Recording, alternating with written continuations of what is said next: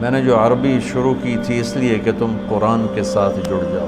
اللہ کرے میرا یہ خواب میرے مرنے سے پہلے پورا ہو کہ میں ایک ایسی جماعت تیار کروں جن کے دل دماغ پر قرآن کی بادشاہی، جو تمام اکابر اسلام کی عزت احترام ہمارے اوپر فرض ہے، لیکن ہم قرآن سے جڑے ہوں اور اللہ کے محبوب سے جڑے ہوئے ہوں کہ تمہارے اوپر سیرت کی چھاپ ہو، تم دیکھو تو سیرت کی نگاہ سے اور قرآن کی نگاہ سے، تم بولو تو قرآن اور سنت کے انداز سے، تم سوچو تو قرآن اور سیرت کے انداز سے۔ اس سے ہم بہت دور ہیں۔ تو اللہ کی عظمت اللہ کے تذکروں سے زندہ ہوتی، پھر قرآن کی عظمت پیدا ہوگی۔ وَإِنَّهُ لَتَنزِيلُ رَبِّ الْعَالَمِينَ۔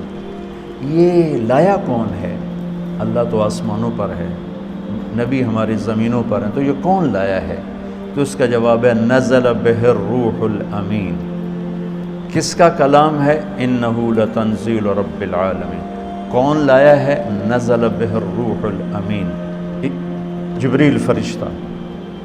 کس کے پاس آیا ہے یہ کلام؟ کس کے پاس آیا ہے؟ علی قلبک، یہ ہمارے نبی پاک صلی اللہ علیہ وسلم کے دل پر اترا ہے۔ علی قلبک، آپ کے دل پر اترا ہے، پھر لفظ بن کر آپ کی زبان سے نکلا ہے۔